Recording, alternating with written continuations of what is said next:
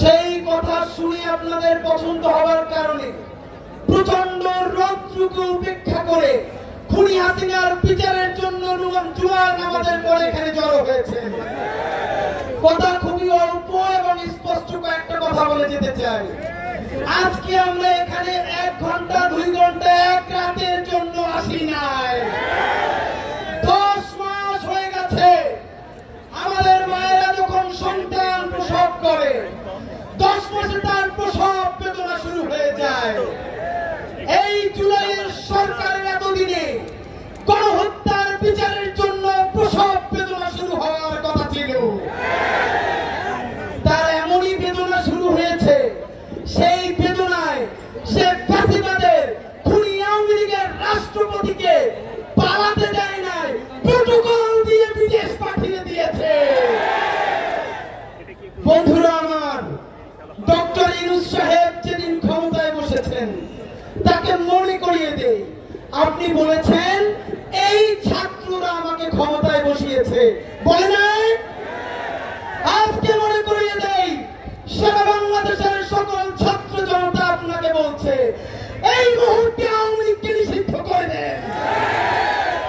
বন্ধুরা আমার, ঠিক যেই কারণে সন্ত্রাসী ছাত্রলীগকে নির্বাহী আদেশে নিষেধ করা হয়েছে, তাহলে ছাত্রলীগের বাপ ছাত্রলীগের মা আওয়ামী লীগকে কেন নিষিদ্ধ করা যাবে না?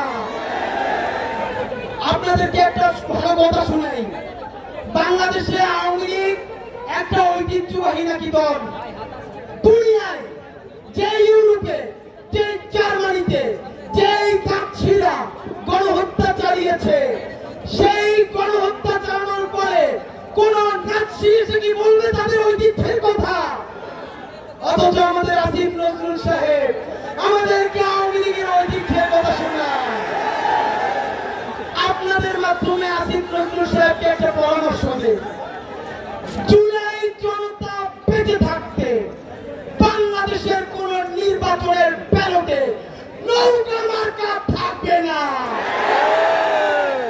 তবে বিশেষ বিবেচনা আছে, আপনি নিজে যদি নৌকার প্রার্থী হইতে চান আপনার একটা নৌকার ক্যান্ডিডেট বানিয়ে দেওয়া যেতে পারে। বন্ধুরা আমার, আপনারা জানেন গত 13 মাস ধরে ইনকিলাব মঞ্চের ভাই বোনেরা শাপলা, পিলখানা এবং জুলাই গণহত্যার বিচারের দাবিতে এবং গণহত্যাকারী ফ্যাসিস্ট আওয়ামী লীগ নিষিদ্ধের দাবিতে বাংলাদেশের প্রতিটা বিভাগে বিভাগে গেছে, জেলায় জেলায় গেছে, লক্ষ লক্ষ মানুষের কাছে, ভ্যানওয়ালা, রিক্সাওয়ালা, সবজিওয়ালাদের কাছে, শহীদ পরিবারের কাছে লিফলেট দিয়েছে।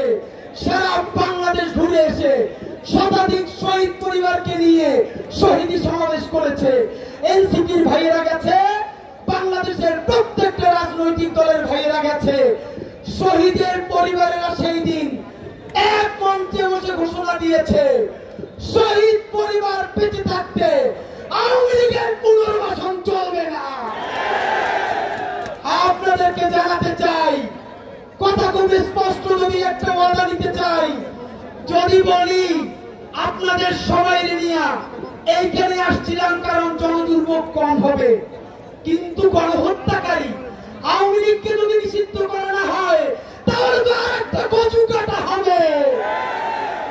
আপনাদেরকে যদি বলি আমার ভাই হাসনাত, আমরা সবাই মিলে যতক্ষণ না পর্যন্ত খুনি গণহত্যাকারী ফ্যাসিস্ট আওয়ামী লীগ নিষিদ্ধ করা না হবে, ততক্ষণ না পর্যন্ত জুলাই বিপ্লবের সনদ ঘোষণা করা না হবে, শাহবাগ আমরা অবরোধ করে রাখবো। এই শাহবাগ সেই শাহবাগ নয় যেই শাহবাগে বিরিয়ানি খেয়ে, কাচ্চি খেয়ে নিচে গিয়ে আন্দোলন করা হয়েছে। এই শাহবাগ সেই শাহবাগ নয়। এই শাহবাগ প্রায় 2000 শহীদ পরিবারের শাহবাগ। এই শাহবাগ হাজারো হাজার অন্ধ পঙ্গুর শাহবাগ। বন্ধুরা আমার, সংক্ষেপে বলে শেষ করি, থানায় পানায় ছাড়া অতি দ্রুত শাপলা গণহত্যার বিচার করতে হবে। পিলখানায় আমার দেশপ্রেমিক সেনাবাহিনীর লাশ পুড়িয়ে দেওয়া হয়েছে। পিলখানার বিচার করতে হবে।